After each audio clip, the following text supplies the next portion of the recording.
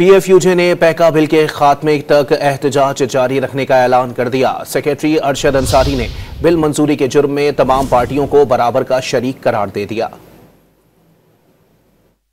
ये इस जुर्म में जो है सबसे बड़ी पार्टी जो है इसको लाने वाली वो नून लीग है और उसके बाद ये पाकिस्तान पीपल्स पार्टी और एमकेएम ये इस जुर्म में इस काले कानून को नाफिज करने में ये तीनों पार्टियां शामिल है।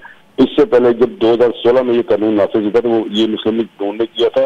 इस बच्चे को उठा लिया तो तरीके इंसाफ ने और तरीके इंसाफ के बाद ये फिर ले आए।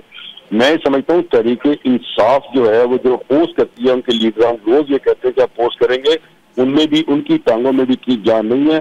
जब स्टैंडिंग कमेटी सेनेट में ये बिल गया तो वो फैसल रहमान जो पीटीआई के सेनेटर हैं उन्होंने भी इसको अप्रूव किया। तो हम कैसे कह लेंगे, इसमें सब पार्टियां शरीक हैं। लेकिन मैं आपको ये बताना चाहता हूँ कि ये जब तक ये पीका काला कानून खत्म नहीं होगा, हमारा एहतजाज शुरू हो चुका है। हमारा एहतजाज हमने कल से शुरू किया है। अब ये एहतजाज जो है वो इनके ऐवानों तक जाएगा।